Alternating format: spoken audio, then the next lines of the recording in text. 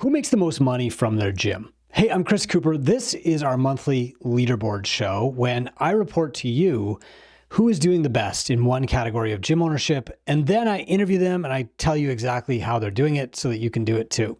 This month, we're talking about net owner benefit, how much the owner actually takes from the gym. Here's why this is important. People don't go out of business because they don't have enough clients. People don't go out of business because they don't have enough revenue. People go out of business when they're not making enough of an income to support their entrepreneurial habit. Now, getting more clients might be the way that you make more income from your gym. Getting more revenue might be the way that you make more income from your gym, but they're not the same thing. Sometimes you can increase your net owner benefit by getting more clients. Sometimes you can increase your net owner benefit by earning more from the clients you have. And the best way to do it is both. And when you're earning a higher income, that means you have more money to pay your coaches and more money to expand and more money to give to charity. And so we say that ultimately we can measure your success by how much you earn from your gym. What you do with that money is up to you. My motto, and I've got this on my wall, is make lots of money, give it away. Because I like to just keep what I need, maintain a minimal lifestyle, and then donate a lot, send kids to camp and stuff like that.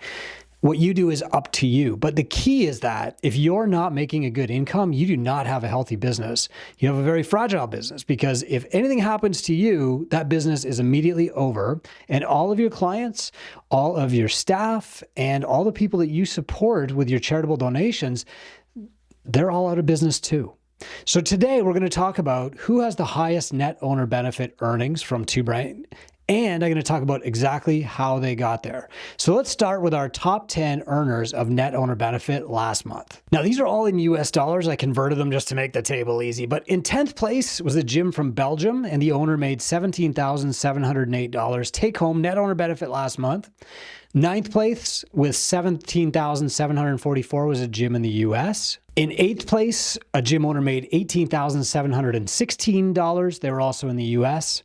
In 7th place, a gym owner made $22,933, also in the US. In 6th place, a gym in Norway made $22,992, so close to taking home 23 grand last month. In 5th place, a US-based gym made $23,344. In 4th place, a Canadian gym with $23,503. 3rd place, a US gym with $25,365. 2nd place, a US gym with $29,767 net owner benefit last month. And in 1st place, a gym in Hong Kong with just over $45,000 US in net owner benefit last month. Now, usually, we're talking about recurring revenue so that we know that they're doing this every month. In this case, we made an exception. The Hong Kong gym had a bonus payment because they made so much profit in 2024. Without that payment, her NOB number recurring would still be in the top 10. So she's a top earner regardless of bonuses. And so I really wanted to include her here for a few reasons. Number one, I'm really proud of gyms outside the US doing this well with US dollars. Number two, I've always been really proud of the fitness industry's ability to create female entrepreneurs. If you look just at like entrepreneurship and ownership of small businesses, especially in North America, you'll see that just over 30% of small businesses are owned by women. But in the fitness industry, that number is right at 50%. You know, and CrossFit actually had a lot to do with this. And so one of the reasons that I'm so proud to be part of the fitness industry is that it creates equal opportunity for anybody to start a fitness business from scratch, whether they've been an entrepreneur before, whether they have any education in business ownership. I sure didn't. And eventually become successful. It's an enormous opportunity that is not threatened by AI. It's not threatened by, the dollar where you are or what's going on in the stock markets. It's a great opportunity for you to actually do something to help other people. And it doesn't matter if you're male, female, whatever. It doesn't matter. Anybody can start a fitness business and be successful. I firmly believe that. So today, I really want to talk about the top tips from all of these, including the woman who owns this gym in Hong Kong. There's really two things that produce net owner benefit, and you're going to hear quotes from our leaders here in a moment. The two things are consistency in delivery and total business excellence. That means, yes, you have to be excellent at coaching coaching, you also have to be excellent at billing. You have to be excellent at marketing. You have to be excellent at sales. You have to be excellent at retention.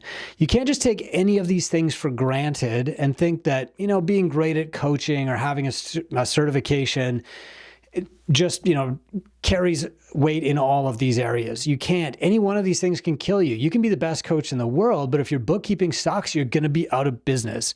If you're not profitable, your landlord's going to raise the rent 5% and you'll be out of business. We shouldn't get mad at landlords when the rent goes up. I mean, they're running a business too. Instead, we should be mad at ourselves for not being prepared and having significant business strength and margin and anti-fragility to survive things like that. The reality here is that your business will grow to the level of your marketing and immediately fall to the level of your systems. Your systems are what you do consistently. The worst coach is the standard at your gym, unfortunately, and the worst delivered service and the least clean bathroom. Like, this is what the level of your business will sink to. It's the weakest link in the chain that limits you. So when a gym owner is on this NOB leaderboard, you know that they've earned that spot through a commitment to virtuosity in all aspects of their business, not just being the best coach in the world. I think my gym, Catalyst, has the best coaches in Sault Ste. Marie, but that is not enough. It's necessary but insufficient to build a great business. And these businesses are not just great at marketing. They're not just great at staffing. They're not just great at getting ROI or managing their expenses. They're not just great at retention. They're great at everything. So when I report these numbers to you, they're rolling 3 months averages. So you're seeing consistent, stable numbers, not just these one-hit wonders. All the owners that we interview expect these numbers to continue in future months. We're not just pulling the old bait and switch thing that you used to hear from like ad agencies. Oh, this person made $80,000 in this 1 month. They must be a millionaire because 80,000 times 12 months is $1 million. But of course, that gym had one good month and never did that again. And the next few months were actually even worse because people had paid up front for a service that took months to deliver. That is not what we're about here. We're about showing you the people who earn the most from their gyms and consistently do that. So all of these owners can reasonably expect the numbers to continue. One owner actually slightly reduced his NOB number on purpose so that he can reinvest in staff education to improve his business. These are great career numbers, but they're not bought myself a job numbers. The number 10 gym owner will earn about $212,000 over the course of a year, which is enough to fund a great life. It's also a far cry from arguing about expensive cheese, struggling to make rent, or missing paychecks. And I've done all three at this same gym, Catalyst. These are all A+ businesses that produce results for clients, provide great careers for staff, and reward their owners. So what does virtuosity in all areas of your business means? It means that the leaders for NOB worldwide are great at many aspects of their business. And that means that NOB is the product of total business excellence. They're being rewarded for pursuing business virtuosity in marketing, in sales, in retention, in bookkeeping, and coaching, of course. And so when we asked our leaders, like, what elements contributed to your NOB, they said business models, staffing systems, training and education, retention, marketing, ROI and cost management, paying themselves first, and mentorship. They all rely on an objective mentor to help them build all of these things. That means they're tracking their numbers through the True Brain dashboard and they're taking clear action to improve them every single day. Now, the one answer that every one of these top 10 gyms gave was staff. All of these owners are operating at a CEO level. That means they focus on one thing at a time to produce results, but they also see how each of those targeted actions improve the big picture. You get good at marketing, and if your retention is also good, your gym grows. You get good at sales, and if your coaching is also good, your gym grows. You get better at coaching without improving the other areas, and your gym doesn't grow. But all these people mention staff. Here's the key. All of us can get lucky with staff once, maybe twice. I've been very, very lucky with staff 4 or 5 times.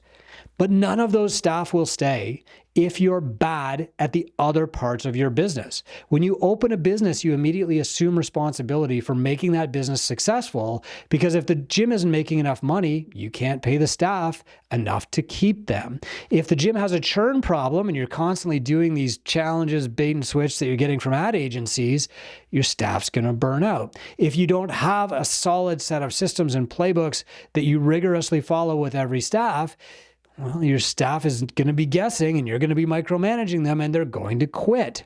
If you don't have a staff ascension model, they're not going to be able to see the future. They're going to lose hope and go open their own gym or quit and go get a job selling real estate. Staff is critically important, but the way that you build your business is what supports your staff. I'll give you another one. Another person was talking about staff training. And, some gym owners who are kind of broke, they'll say like, what happens if I invest this money in my staff and they quit?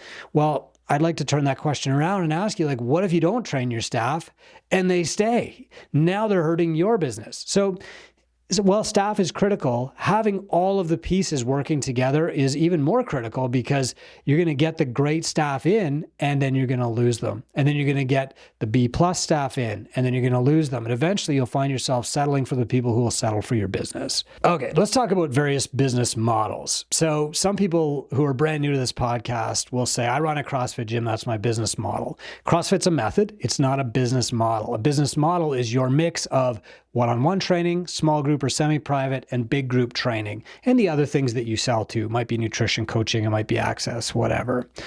That's your business model. So first, let's go through the different business models that are producing this high net owner benefit for people. One person on the list said, we are strictly one-on-one training. Our ARM is $600 and we focus on high ticket packages.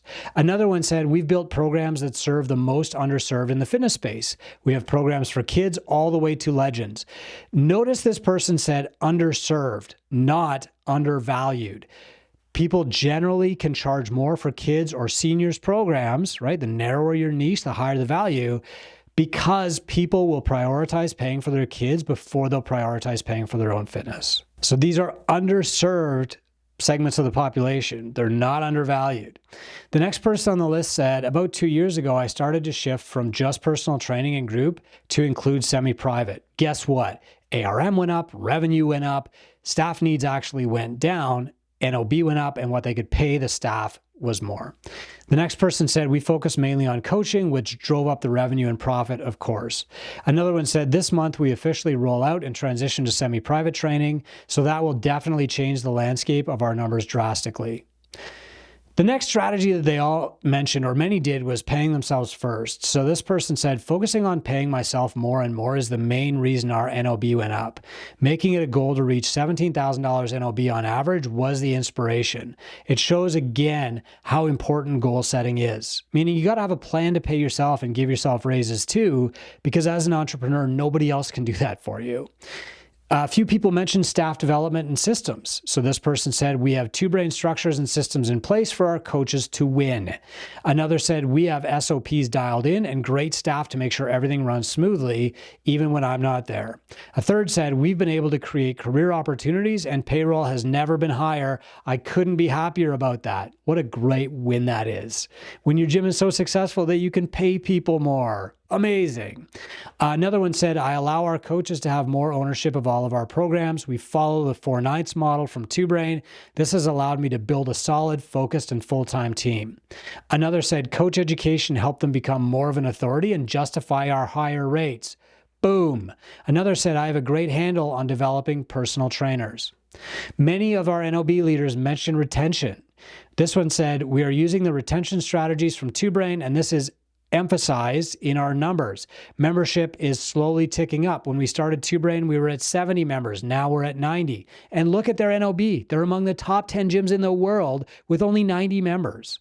Getting more members at discounts and packing your group classes, that is not the way to create a solid gym. Another person said things like pre and postpartum programs, like niching down, has really helped us increase our NOB. Getting our CrossFit certified coaches personal training certs helps them retain one-on-one clients longer with better results. That's very interesting to me. Another one said, we do 90-day goal reviews and we use a 90-day client journey, including on-ramps, to onboard all new members. This has been an integral way for us to build member retention and increase sales. Now let's turn to marketing. What are these top earning gyms doing for marketing? Well, one said, we go really hard on marketing, and that drove the amount of new startups we got, which meant more revenue, which eventually meant more profit. And another one said, most of our leads come from referrals, so we drive that engine really hard, which we teach in Too Bright and exactly how to do that. Another one mentioned ROI, and ROI is really like how much return can you get on the expenses that you pay out. So this person said, our spending is rigorously evaluated. We don't like to be in debt, so we pay in full whenever we can. Another one said, we have a very small box. We're doing all of this in 1,400 square feet. I'm just pausing there for a beat. 1,400 square feet to get among the top 10 gyms in the world for owner income. Another person said, I am maniacal about my spending. Every dollar that comes in is scrutinized. I know what it's doing and how it's benefiting us. Every dollar going out is scrutinized the same way. Loose funds are not wasted. They go back into growing the gym or into my pocket. So let me just sum up for you. Here's the total package from lessons learned on this net owner benefit leaderboard, what the most profitable gym owners in the world can teach us. This person said, I think it's our belief that we should center on the beginner athlete that makes us so successful, but it's also a great location, great staff, and appropriate pricing, right? It's the whole picture. All of these people, of course, on the top 10 leaderboard mentioned mentorship. One put it very plainly. They said, we do all the two-brain things. Another said, Kenny Marquardt, as our Tinker coach, is really great at challenging us to work less in the business. Another said, I'm over the moon about making the leaderboard. I started following Two Brain content in 2022, and I thought the leaderboards were so cool. I never imagined making one. Hey, look, your gym should be profitable. If it's not profitable, it won't be around for long. You need to be making a good money or you won't be in the industry for long. And we can follow the example of all of these and the inspiration from all of them, copy what they do, and do the same in our gyms too. I'm Chris Cooper. The reason I want you to be super profitable in your gym is because I know you're not greedy. I know you're going to give your staff raises. I know that you're going to help more people. And I know that you're going to help your community more. If you would like some help yourself, we've got a great community for free called gymownersunited.com.